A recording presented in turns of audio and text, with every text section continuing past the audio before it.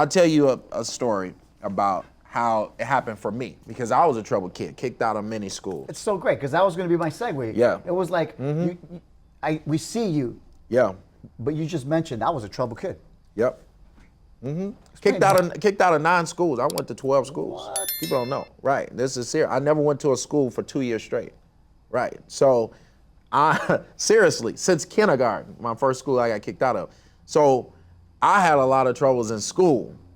And it wasn't until I became a teenager where my mom, so another thing my mom did is she started putting great mentors in my life. That's it. And she put me in a summer camp called Simba Camp that I now have my kids in. That really, made me more expressive, and they were able to hear a lot of the things that really I was hurting from as a child that they were able to help me with. Then I had mentors that grabbed me and said, no, I'm gonna mentor him, and I'm gonna walk life with him. And I think we all need that. And then I had, even in high school at Wendell Phillips, I had my assistant principal, Mr. Devon Horton, Dr. Devon Horton now, and he is now the superintendent of DeKalb County Schools in Atlanta. He was the superintendent of Evanston Schools just before that. He was superintendent of St. Louis. I mean, he's now like a star. They want him all over the country. Wow, look at right? that. And a powerful man. He saw something in me at 15 years old. He made me the head of youth programming in our high school. What? So as a teenager, I was in control of all of the talent shows, Def Jam shows, peace marches.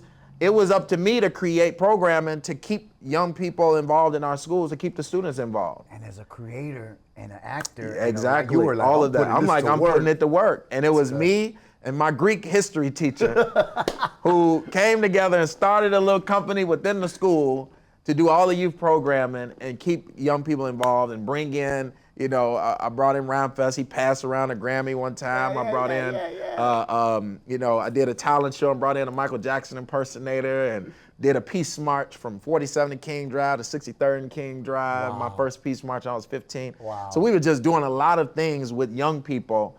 And it was Dr. Horton who saw that in me to do that as a kid who had a bunch of challenges. Dr. Horton. And he was like, wow. Yeah, and he was like, Interesting. this kid just got he just needs an outlet to do more, and I'm gonna let him do so. And he did. And now he's a star.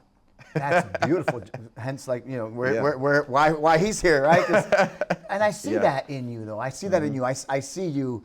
I don't want to say a political star, right? But I do see you as a difference maker, and that's a star in a whole different sense, bro. I appreciate It's not a that. star that we see in Hollywood. Yeah. It's a star that we recognize when we come from the streets and we come Yes. from broken homes and we come from places that we don't have a lot of opportunity. Yes. And then comes like Alex said earlier, right? One of my realtors said, "We're looking for a hero," right? And I think as youth, we all look for that person to say, "Can you see in me that I can be, someone that I don't believe I could be, but I know I could be," right? And I think that's that mental confidence that I think our youth lacks. Yes.